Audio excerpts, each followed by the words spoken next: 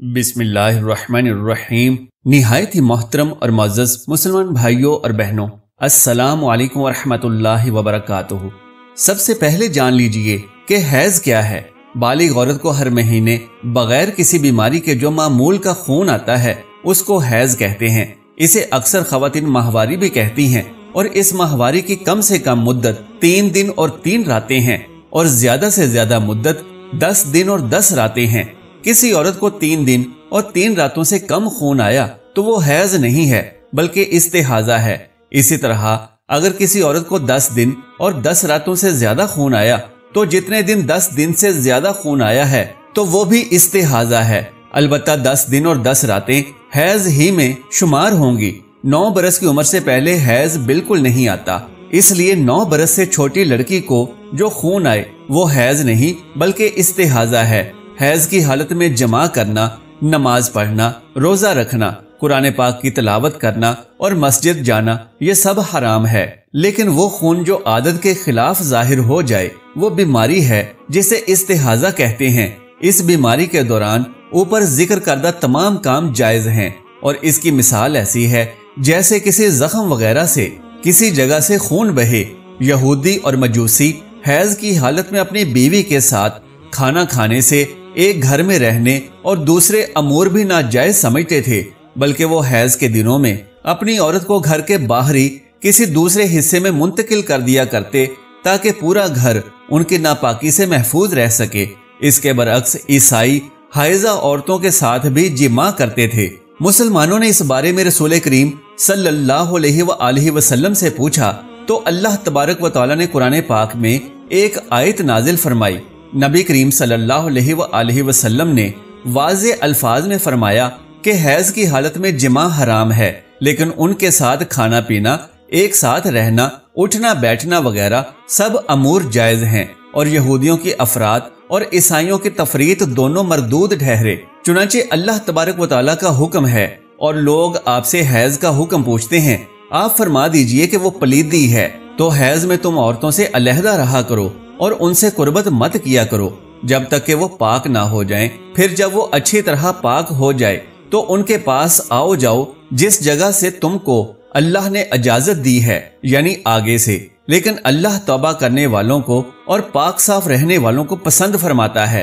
सूरह अल बकरा आयत नंबर 222 ता 224। पाक होने की तफसील ये है, मसलन हैज अपनी मुद्दत यानी 10 दिन में बंद हो गया था तो अब जिमा करना जायज है। अगर खून 6 दिन और 6 रातों के बाद बंद हो गया और औरत की आदत भी 6 दिन और 6 रात ही की थी तो खून के बंद होने के फौरन बाद जिमा उस वक्त तक जायज नहीं जब तक औरत गुस्ल ना करे या एक नमाज का वक्त न गुजर जाए, तो इसके बाद उसके साथ सोहबत जायज हो जाती है। अगर औरत की मुद्दत 8 दिन और 8 रात हो तो इन दिनों के खत्म होने पर उसके साथ जिमा जायज हो जाता है। इससे मालूम हुआ कि खालिक कायनात की जात ने इस हालत को गंदगी या नापाकी का नाम दिया है, तो इस वजह से शौहर को इस हालत में सोहबत से दूर रहने का हुक्म हुआ है। नबी करीम सल्लल्लाहु अलैहि वसल्लम का इरशाद मुबारक है कि जो कोई हैज की हालत में अपनी बीवी से सोहबत करे या किसी नजूमी के पास जाए और उसने जो कुछ कहा उसको मान ले तो उस आदमी ने मुझ मोहम्मद सल्लल्लाहु अलैहि वसल्लम पर जो कुछ नाजिल हुआ है उससे इनकार किया और काफिर हुआ। बाहवाला अबू दाऊद व सुनन निसाई। जब अम्मा आयशा रजी अल्लाह तआला अन्हा से पूछा गया कि शौहर को जिसकी बीवी हैज से हो कितनी इजाजत रखता है, तो उम्मुल मोमिनीन हजरत आयशा रजी अल्लाह तआला अन्हा ने फरमाया कि उसके लिए सारा हलाल है मगर शर्मगा नहीं।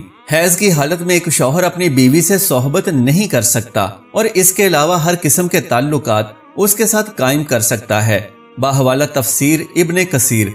मोहतरम नाजरीन, इस हदीस मुबारका का मफहूम व मुआनी ये है कि जब औरत हैज से हो तो शौहर उसके साथ लेट सकता है, सो सकता है, बोसो कनार कर सकता है, उसके पूरे जिस्म से फायदा हासिल कर सकता है, उसके चेहरे, छाती और पेट के साथ जैसे चाहे लुत्फ व सुरूर हासिल कर सकता है, लेकिन अपने उज़्व खास को औरत की शर्मगाह में दाखिल नहीं कर सकता। लिहाजा जब तक औरत हैज से फारिग होने के बाद अपनी पूरी सफाई यानी गुस्ल ना करे उस वक्त तक उनसे सोहबत नहीं करनी चाहिए, इसलिए कि तिब्बी निगाह से ये नुकसानदेह है اور جو اولاد پیدا ہوگی وہ برس کے مرض میں مبتلا ہوگی۔ باہوالا امام غزالی رحمت اللہ علیہ یہ جو حیض کی حالت میں جماع حرام قرار پایا ہے، اس کے بہت سی وجوہات ہیں کہ اس سے میاں بیوی کو کئی ایک خطرناک بیماریاں لگ سکتی ہیں، اور جماع نہ کرنے کی صورت میں وہ دونوں ان بیماریوں سے محفوظ رہ سکتے ہیں، اور یہ عمل بے شمار فوائد رکھتا ہے۔ اس کے نقصانات مزید یہ ہیں: نمبر 1، حیض کی حالت میں جماع سے مرد کا جنسی نظام ناکارہ ہو سکتا ہے، پھر ڈاکٹروں کے پیچھے بھاگیں گے، بھاری فیسیں اور مہنگی دوائیں لیں گے، لیکن اس کا کوئی دوا اور علاج نہیں ہو سکے گا۔ نمبر 2، اس عمل سے عورت کی شرمگاہ وقت سے پہلے اور بہت جلد سخت اور ناہموار ہو جاتی ہے، جس کے نتیجے میں پھر جماع سے اس طرح کی لذت حاصل نہ ہوگی جو فطری طور سے پہلے موجود تھی۔ نمبر 3، مرد کا اعلی تناسل چھوٹا ہو جاتا ہے جو لا علاج ہے۔ نمبر 4، عورت کے اعضائے تناسل میں خارش اور مرد کا عضو تناسل الرجی میں مبتلا ہو جاتا ہے۔ نمبر 5، حیض کی حالت میں جماع سے مرد کے پراسٹیٹ غدود بڑھ جاتے ہیں، جس سے سوزاک کا مرض پیدا ہو جاتا ہے۔ نمبر 6، بعض اوقات حیض کی حالت میں دوران خون اس قدر شدت اختیار کر لیتا ہے کہ جس کا کنٹرول کرنا مشکل ہو جاتا ہے، اور پھر یہ انسان کی موت کا سبب بنتا ہے۔ نمبر 7، عورت کے اعضاء میں شدید درد پیدا ہوتا ہے، بچہ دانی میں سوزش پیدا ہوتی ہے جس کا کنٹرول پھر مشکل ہے۔ نمبر 8، عورت کی تخم دان مکمل طور پر ختم ہو جاتی ہے۔ نمبر 9، حیض کے دوران ہم بستری کرنے کے سبب سے حیض کا فاسد اور گندا مواد رحم کے اندر داخل ہو جاتا ہے جو سخت سوزش کا باعث بنتا ہے۔ نمبر 10، بعض اوقات حیض کی حالت میں یہ فاسد مواد مرد کے خصیوں میں چلا جاتا ہے جس سے وہ سوکھ جاتے ہیں۔ نمبر 11، حیض کے فاسد مواد کی وجہ سے مرد کے اعلی تناسل کو ایسے امراض لگتے ہیں جو لا علاج ہوتے ہیں۔ نمبر 12، حیض کی حالت میں صحبت عورت کو بانجھ بنا دیتی ہے اور پھر عمر بھر کے لیے وہ بانجھ ہی رہے گی۔